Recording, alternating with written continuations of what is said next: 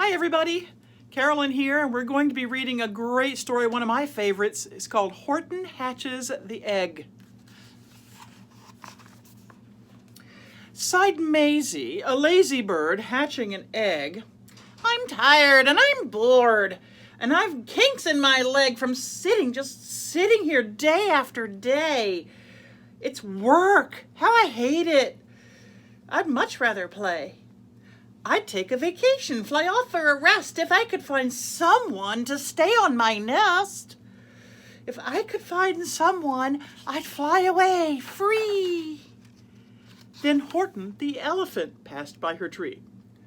Hello, called the lazy bird, smiling her best. You've nothing to do, and I do need a rest. Would you like to sit on the egg in my nest? The elephant laughed. Why, of all silly things, I haven't feathers and I haven't wings. Me on your egg? Well, that doesn't make sense. Your egg is so small, man, and I'm immense. Tut, tut, answered Maisie. I know you're not small, but I'm sure you can do it. You're no trouble at all. Just sit on it softly. You're gentle and kind. Come, be a good fellow. I know you won't mind. I can't, said the elephant. Please, begged the bird. I won't be gone long, sir. I give you my word. I'll hurry right back. Why, I'll never be missed. Very well, said the elephant, if you insist. You want a vacation, go fly off and take it. I'll sit on your egg and I'll try not to break it. I'll stay and be faithful. I mean what I say. Doodle-oo, sang out Maisie and fluttered away. The first thing to do, murmured Horton, let's see. The first thing to do is to prop up the tree and make it much stronger. That has to be done. Before I get on it, I must weigh a ton. Then carefully, tenderly, gently, he crept up to the trunk, to the nest where the little egg slept. Then Horton the elephant smiled. Now that's that. And he sat, and he sat, and he sat, and he sat. And he sat all that day, and he kept the egg warm, and he sat all that night through a terrible storm, and it poured, and it lightened, it thundered, it rumbled. This isn't much fun, the poor elephant grumbled. I wish she'd come back, 'cause I'm cold and I'm wet. I hope that Maisie bird doesn't forget. But Maisie, by this time, was far beyond reach, enjoying the sunshine down in Palm Beach. And having such fun, such wonderful rest, she decided she'd never go back to her nest. So Horton kept sitting there day after day, and soon it was autumn. And then the leaves blew away, and then came the winter, and the snow and the sleet, and the icicles hung from his trunk and his feet. But Horton kept sitting and said with a sneeze, I'll stay on this egg, and I won't let it freeze. I meant what I said, and I said what I meant.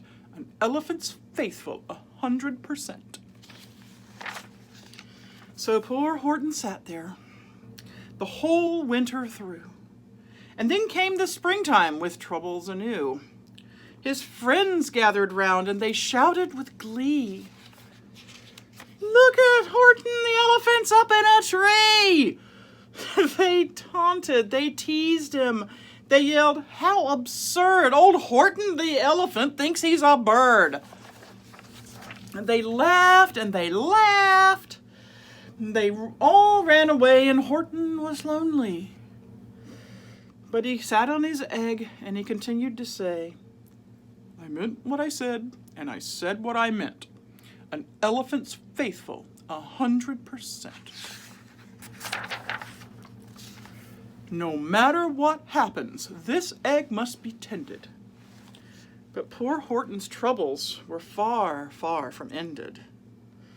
So for a while Horton sat there, so faithful, so kind, 3 hunters came sneaking up softly behind.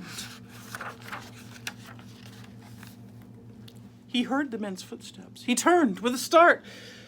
3 rifles were aiming right straight at his heart.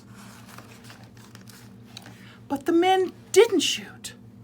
Much to Horton's surprise, they dropped their 3 guns and they said with wide eyes, "Look!" they all shouted. "Can such a thing be? An elephant sitting up high in a tree. It's strange. It's amazing. It's wonderful new. Don't shoot him. We'll catch him. That's just what we'll do. Let's take him alive. Why, it's terribly funny. We'll sell him back home to the circus for money." And the first thing he knew, they'd built a big wagon with ropes on the front for the pullers to drag on. They dug up his tree and they put it inside with Horton so sad that he practically cried. "We're off," the men shouted, and off they all went, with Horton unhappy 100%.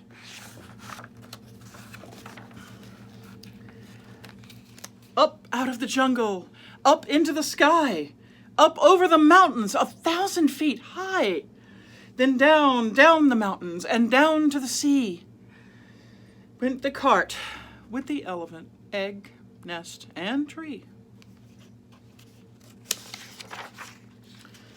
Then out of the wagon and onto a ship and over the ocean, and ouch, what a trip, rolling and tossing and splashed with the spray.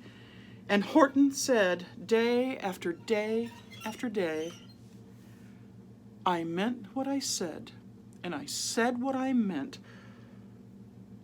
Oh, but oh, I am seasick, 100%. After bobbing around for 2 weeks like a cork, they landed at last in the town of New York. "All ashore," the men shouted, and down with a lurch went Horton the elephant, still on his perch, tied onto a board that you could just scarcely hold him. Bump! And Horton landed. And then the men sold him. Sold to a circus. Then week after week they showed him to people at 10 cents a peek. They took him to Boston, to Kalamazoo, Chicago, Weehawken, and Washington too. Then Dayton, Ohio, St. Paul, Minnesota, to Wichita, Kansas, and Drake, North Dakota. And everywhere, thousands of people flocked to see and laugh at the elephant up in a tree. But poor Horton grew sadder the farther he went, but as he said, as he sat in the hot, noisy tent, "I meant what I said, and I said what I meant. An elephant's faithful 100%. Then one day, the circus show happened to reach a town in the south, not too far from Palm Beach. And dawdling a long way up high in the sky, who of all people should chance to fly by but that old good-for-nothing bird, Runaway Maisie. Still on vacation and just as lazy. And spying the flags in the tents just below, she sang out, "What fun! Well, I'll go to the show." And she swooped from the clouds through an open tent door. "Good gracious," gasped Maisie, "I've seen you before." Poor Horton looked up with his face white as chalk. He started to speak, but before he could talk, there rang out the noisiest, ear-splitting squeaks from the egg that he'd sat on for 51 weeks. A thumping, a bumping, a wild, alive scratching. "My egg!" shouted Horton. "My egg! Why, it's hatching!" "But it's mine!" screamed the bird when she heard the egg crack. The work was all done. Now she wanted it back. "It's my egg!" she sputtered. "You stole it from me! Now get off of my nest and get out of my tree!" Poor Horton backed down with a sad, heavy heart. But at that very instant, the egg burst apart. And out of the pieces of red and white shell from the egg that he'd sat on so long and so well, Horton the elephant saw something whiz. It had ears and a tail and a trunk just like his. And the people came shouting, "What's this all about?" They looked and they stared with their eyes popping out. Then they cheered and they cheered and they cheered. More and more. They'd never seen anything like it before. "My goodness, my gracious," they shouted. "My word! It's something brand new. It's an elephant bird." And it should be like that. Because Horton was faithful. He sat and he sat. He meant what he said, and he said what he meant. And they sent him home happy, 100%.